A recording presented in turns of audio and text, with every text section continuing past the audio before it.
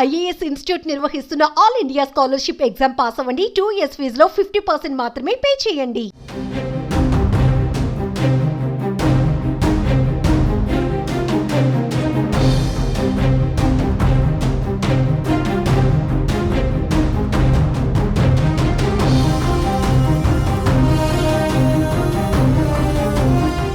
EPF సర్వీసులను బలోపేతం చేసేందుకు ప్రభుత్వం చర్యలు చేపడుతోంది. ఖాతాదారులకు మెరుగైన సేవలందించే విధంగా మార్పులు చేస్తోంది. తాజాగా ఖాతాదారులకు మరో గుడ్ న్యూస్ వచ్చింది. క్లైమ్స్ ప్రక్రియను మరింత సులభంగా మారనుంది.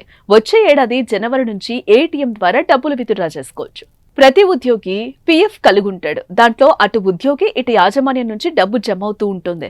ప్రతి నెల కూడా వేతనం బేసిక్ పే నుంచి 12% పీఎఫ్ అకౌంట్ లో జమ చేయాలి. ఇది మొత్తం ఈపీఎఫ్ అకౌంట్ లోకే వెళ్తుంది. ఇక యజమాని కూడా 12% చొప్పున యాడ్ చేయాలి. ఇందులో 3% పైగా పీఎఫ్ అకౌంట్ లోకి, 8% పైగా ఎంప్లాయీస్ పెన్షన్ స్కీమ్ కు వెళ్తుంది. ఇలా జమైన డబ్బును ఎప్పుడైనా అవసరం అనుకుంటే ఉద్యోగి తీసుకోవచ్చు. ఇందుకోసం ఓ ప్రాసెస్ ఉంటుంది. ముందుగా ఈపీఎఫ్ఓ వెబ్సైట్ ద్వారా అప్లై చేసుకుని UAN number, bank account number ఇచ్చి క్లెయిమ్ చేసుకుంటే 2 నుంచి 3 వారాల్లో బ్యాంకులో డబ్బులు జమ అవుతాయి. అయితే ఇకపై ఆ బాధ అవసరం లేదు. వచ్చే ఏడాది జనవరి నుంచి ఏటీఎం ద్వారా డబ్బులు విత్డ్రా చేసుకోవచ్చు. పీఎఫ్ విత్డ్రా కోసం కొత్త కార్డ్ జారీ కానుంది. దాని ద్వారా ఏటీఎంల ద్వారా సులభంగా విత్డ్రా చేసుకోవచ్చు. అయితే డిపాజిట్ చేసిన మొత్తంపై 50% విత్డ్రా పరిమితి మాత్రమే ఉంటుంది. ఈ మేరకు కేంద్ర కార్మిక శాఖ కార్యదర్శి సుమితా దావ్రా ఓ ప్రకటనను విడుదల చేశారు.